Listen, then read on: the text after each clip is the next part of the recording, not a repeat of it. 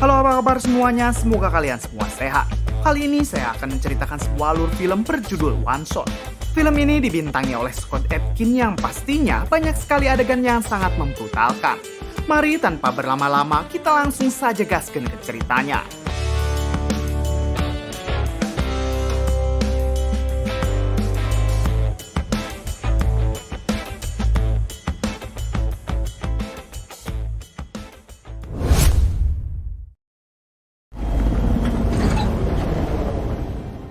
Di awal film kita diperlihatkan beberapa tentara militer yang sedang mengawal wanita di dalam helikopter. Wanita itu bernama Joy Anderson. Diketahui Anderson ini merupakan seorang analis agensi CIA yang sedang ditugaskan oleh atasannya untuk membawa seorang tahanan teroris yang saat ini berada di penjara pulau terpencil.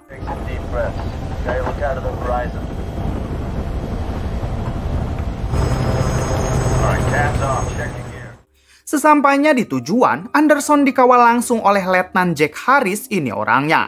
Kemudian mereka dihampiri oleh wakil manajer lokasi yang bernama Tom. Di sini Anderson menjelaskan kalau ia ditugaskan oleh atasannya untuk membawa seorang tahanan bernama Amin Mansur untuk dibawa ke kota Washington. Tom menjelaskan untuk membawa Amin, mereka harus mendapat izin dari sang manajer. Akhirnya mereka diantar Tom untuk menemui manajer penjara tersebut. Ini dia si manajer penjara yang bernama Jack. Anderson langsung meminta izin kepada Jack kalau tahanan yang bernama Amin Mansur akan dibawa ke kota Washington saat ini juga. Jack menanyakan apa tujuan CIA membawa tahanan tersebut dan kenapa tidak ada pemberitahuan sebelumnya. Anderson menjawab hal ini begitu mendadak dan sangat dirahasiakan, sehingga tidak bisa dijelaskan secara detail. Karena kurangnya keterbukaan dari Anderson, Jack tidak mengizinkan Amin keluar dari penjara ini.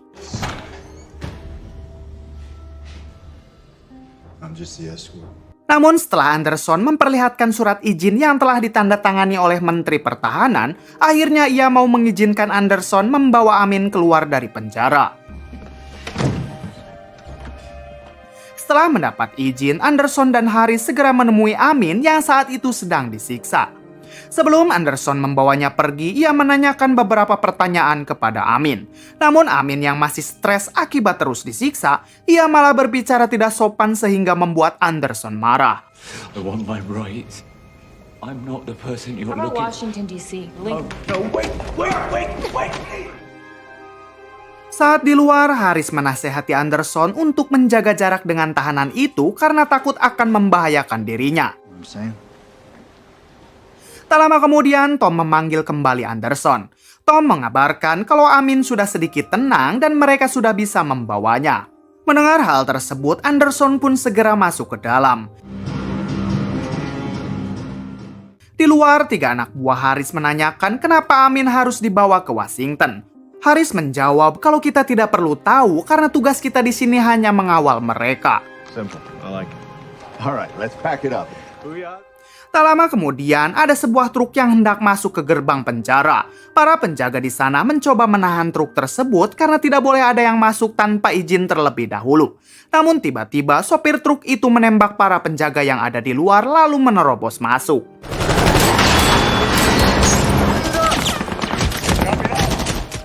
Melihat hal tersebut, Harris memerintahkan 3 anak buahnya untuk bersiap. Anggota militer pun akhirnya memeriksa bagian depan dan belakang truk tersebut. Namun saat sedang memeriksa, inilah yang terjadi.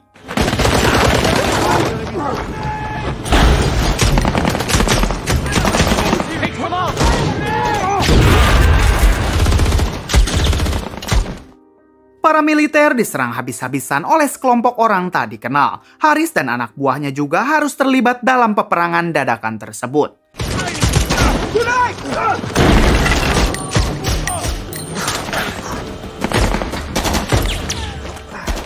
Saat peperangan berlangsung, Anderson membawa Amin untuk segera menaiki helikopter. Harris dan ketiga anak buahnya pun segera mendekati Anderson untuk melindunginya. Namun saat akan pergi ke arah helikopter, para penyusup itu terlebih dahulu menghancurkan helikopter tersebut.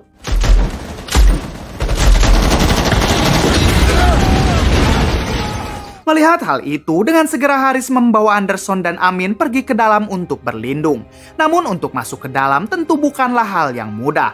Bahkan 1 anak buah Harris pun harus tertembak.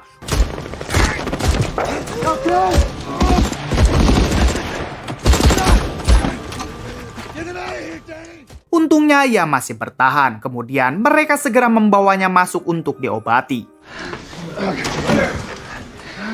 Akhirnya Haris berhasil membawa Anderson dan Amin masuk ke ruangan Tom sang wakil manajer.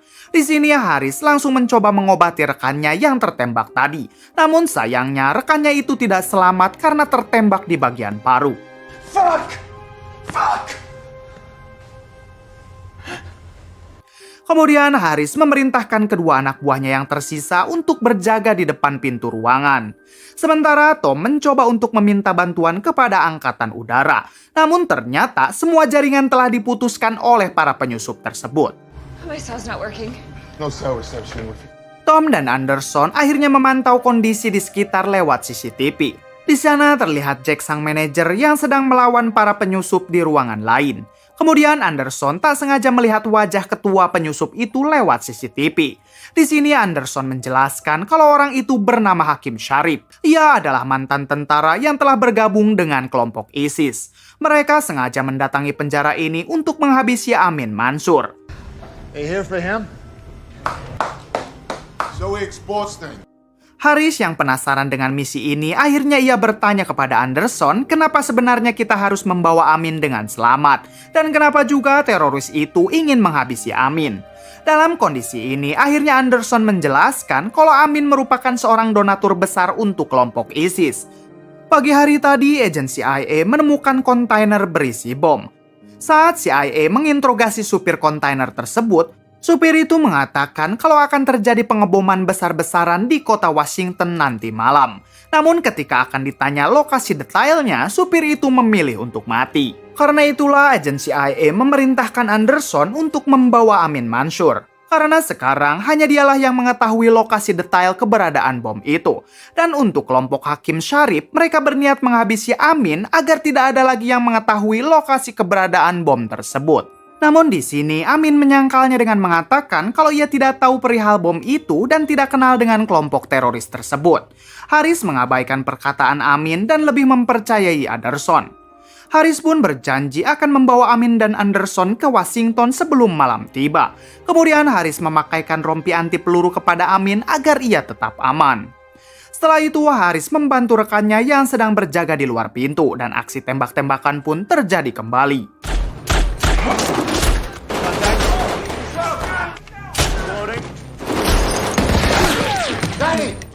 Di sini satu anak buah Haris tertembak, namun untungnya tembakan itu hanya mengenai samping kepalanya. Dengan sigap, Haris memberikan serbuk penahan nyeri kepada rekannya yang tertembak itu lalu melanjutkan perangnya. St. Peter gonna say. Get the rock, man. Let's go.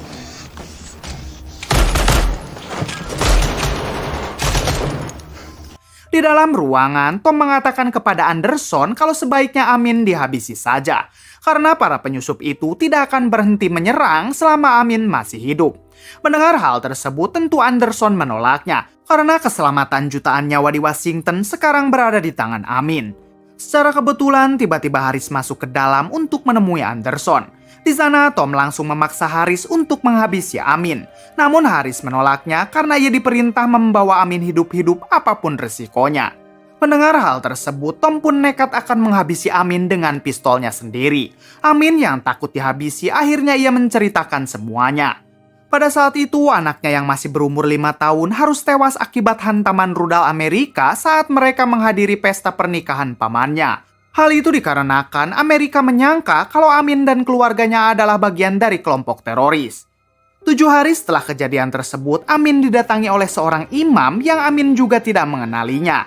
Imam itu berkata kalau ia telah mendengar kabar tentang kematian anak Amin. Ia meminta Amin menjadi donatur untuk menyerang kembali Amerika dengan cara mengebom habis-habisan Washington. Amin yang merasa ingin membalaskan dendam atas kematian anaknya, tanpa pikir panjang langsung bersedia mendanai mereka. Namun untuk lokasi bom tersebut, di sini Amin masih berpura-pura tidak mengetahuinya. You know where the bomb is. Wait. Setelah mendengar semua itu, akhirnya Tom membiarkan Amin untuk tetap hidup. Kemudian Tom memberitahu Haris kalau di penjara ada telepon tua yang bisa digunakan untuk meminta bantuan kepada angkatan udara. Namun sayang, lokasinya cukup jauh dari ruangan ini. Tanpa pikir panjang, Haris nekat pergi sendiri melalui lorong sel untuk mendatangi lokasi telepon.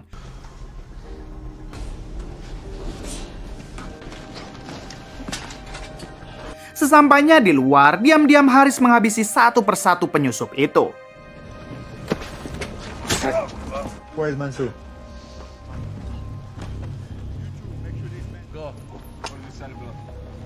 Who? Mansoor.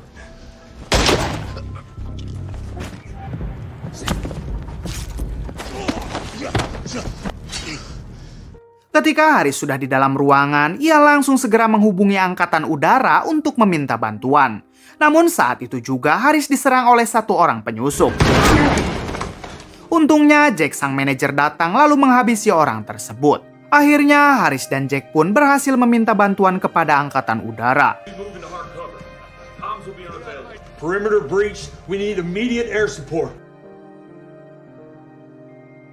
Di adegan lain, Hakim Sharif sang pemimpin penyerangan terlihat mempunyai rencana, yaitu dengan memanggil anak buahnya yang masih muda lalu memakaikan rompi bom di badannya. Anak muda itu terlihat sangat ketakutan. Namun Hakim Sharif meyakinkan kalau ia akan menjadi pahlawan serta dikenang selama-lamanya. Akhirnya anak muda itu masuk ke dalam sambil memakai rompi berisikan bom. Adegan berpindah ke Haris dan Jack yang sekarang sudah berhasil kembali ke ruangan Tom dan Anderson. Di sana Haris langsung membantu dua anak buahnya yang masih bertahan dari serangan para penyusup.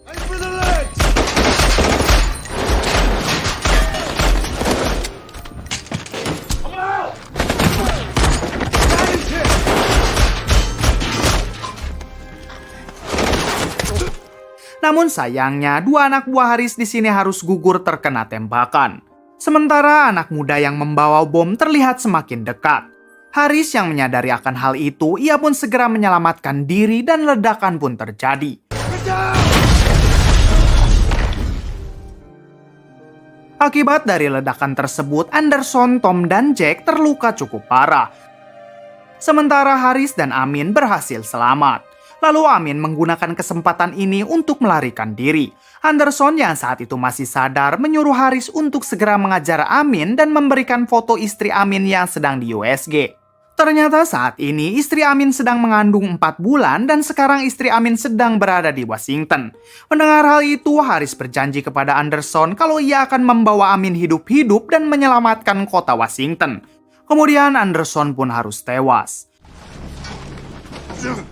Berpindah ke Hakim Sharif, ia marah karena tidak menemukan jasad Amin yang artinya Amin masih hidup.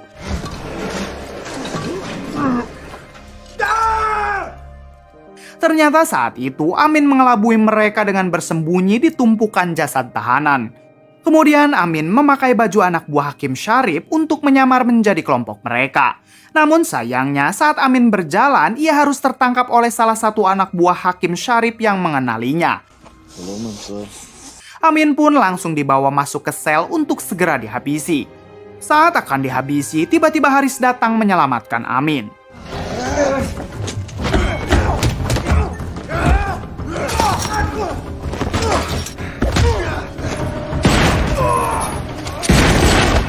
Pada akhirnya, Haris pun berhasil membunuh orang itu dan segera membawa Amin pergi. Sesampainya di luar, Amin malah kabur dari Haris, sementara Haris diserang kembali oleh kelompok Hakim Sharif.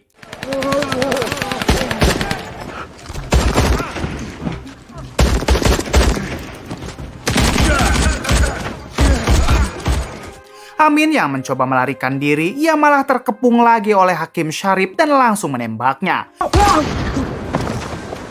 Melihat hal tersebut, Haris segera menyerang Hakim dengan tangan kosong.